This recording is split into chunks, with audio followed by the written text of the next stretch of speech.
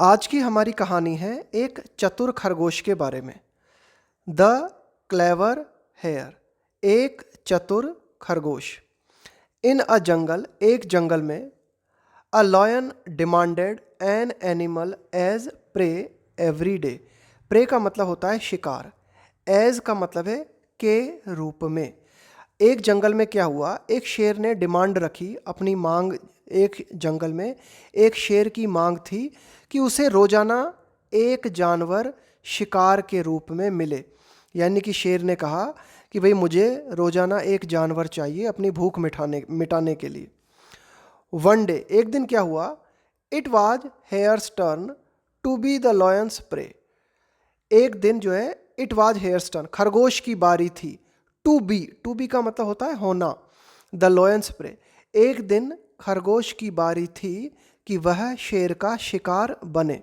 यानी कि एक दिन उस खरगोश को शेर के पास जाना था कि महाराज मैं आ गया हूं और आज मुझे खा लो। ऑन रीचिंग द प्लेस, उस जगह पर पहुंचने के बाद, यानी कि जहां शेर रहता था वहां पहुंचने के बाद खरगोश ने क्या किया, द हेयर प्रेटेंडेड। देखो, प्रेटेंड का मतलब होता है बहाना करना। टू ब्रीथ हैविली, खरगोश ने बहाना किया जोर जोर से सांस लेने का। वाट हैपन्ड, क्या हुआ, your home is nearby, तुम्हारा घर बिल्कुल पास ही है। You didn't have to run, तुम्हें दौड़ने की जरूरत नहीं थी। देखो, हैव टू का हम प्रयोग करते हैं किसी ऑब्लिगेशन को दिखाने के लिए। तो द लॉयन सेड, शेर ने कहा कि भाई क्या हुआ, तुम इतनी जोर जोर से सांस क्यों ले रहे हो, तुम्हारा घर तो बिल्कुल पास ही है, तुम्हें दौड़ने की जरूरत नहीं थी। सर, अभी खरगोश बोल रहा है, खरगोश जवाब दे रहा है, सर आई जस्ट एस्केप। देखो, एस्केप का मतलब होता है बचना। Another lion on the way, on the way का मतलब होता है कि भाई मैं जब इधर आ रहा था ना, अपने रास्ते पे आ रहा था, तो मैं बड़ी मुश्किल से एक शेर से बच के आया हूँ, दूसरे शेर से बच के आया हूँ मैं। Sir I just escaped another lion on the way, कि जब मैं इस रास्ते पे आ रहा था, जब मैं अपने ऑन द वे का मतलब है अपने मार्ग पे होना, अपने रास्ते पे होना, कि जब मैं इधर आ रहा था तो मैं बड़ी मुश्किल से एक दूसरे शेर से बचा हूँ। He called himself the king of the jungle, और वो जो दूसरा शेर था उसने अपने आप को जंगल का राजा बताया। एंड वांटेड टू ईट मी, और वो मुझे खाना चाहता था। एंड वांटेड टू ईट मी, तो खरगोश ने क्या कहा कि भाई वो जो दूसरा शेर मुझे मिला था ना, उसने अपने आप को जंगल का राजा बताया और वो मुझे खाना चाहता था। सो आई रैन, इसलिए मैं दौड़ा। एंड केम टू यू, और तुम्हारे पास आया। द हेयर सेड, खरगोश ने इस तरह से कहा।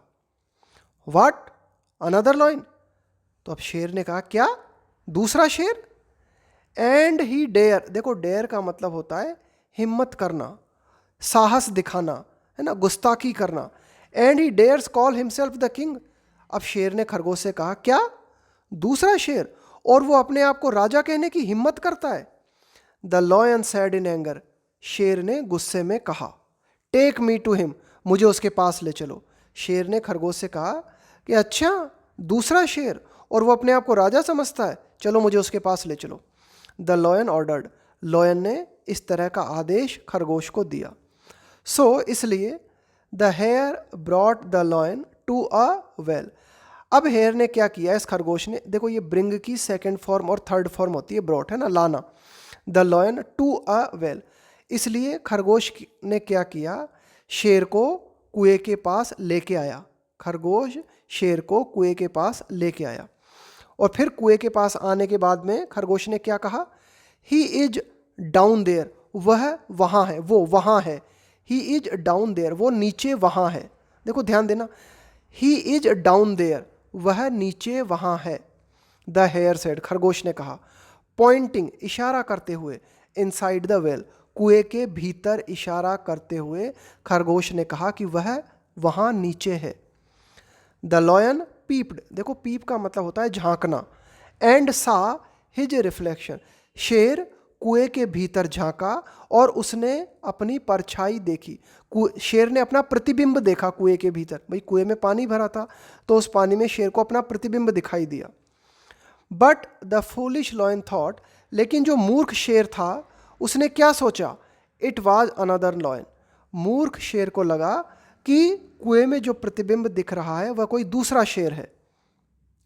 इसके बाद क्या हुआ, इन एंगर, गुस्से में, इन एंगर ही jumped inside the water to attack, गुस्से में जो शेर था वह कुएं के भीतर कूदा दूसरे शेर पर हमला करने के लिए। यहाँ दूसरे शेर पर मतलब है, दूसरे शेर का मतलब है कि जो शेर था वह अपने प्रतिबिंब पर हमला करने के लिए कुएं के भीतर कूदा, बट एंडेड अप ड्राउनिंग।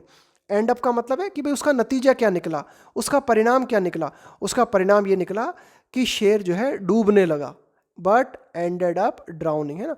लेकिन शेर कूदा तो सही कुएं के भीतर, लेकिन उसका परिणाम ये हुआ कि वह खुद ही डूब गया।